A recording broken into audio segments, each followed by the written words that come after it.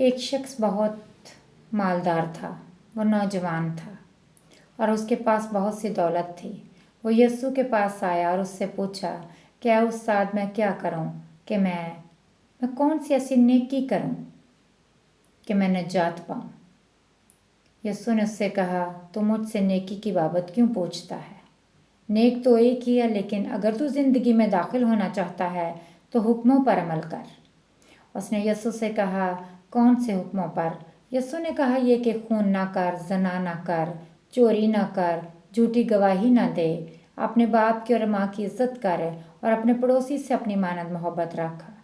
اس جوان نے یسوع سے کہا کہ یہ میں نے ان سب پر عمل کیا ہوا ہے اور میں ان پر عمل کرتا ہوں، اب مجھ میں کس بات کی کمی ہے؟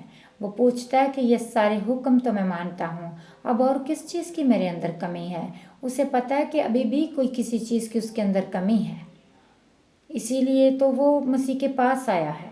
یسوع نے اس سے کہا، اگر تو کامل ہونا چاہتا ہے تو جا اپنا مال و اسباب بیچ کر غریبوں کو دے دے، تجھے آسمان پر خزانہ ملے گا، اور آ کر میرے پیچھے ہو لے۔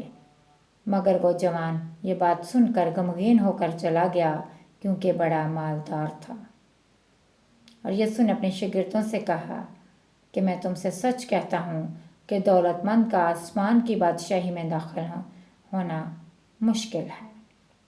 اور پھر تم سے وہ کہتا ہوں کہ اونٹ کا سوئی کے ناکے میں سے گزر جانا آسان ہے، لیکن دولت مند کا آسمان کی بادشاہی میں داخل ہونا بہت مشکل ہے۔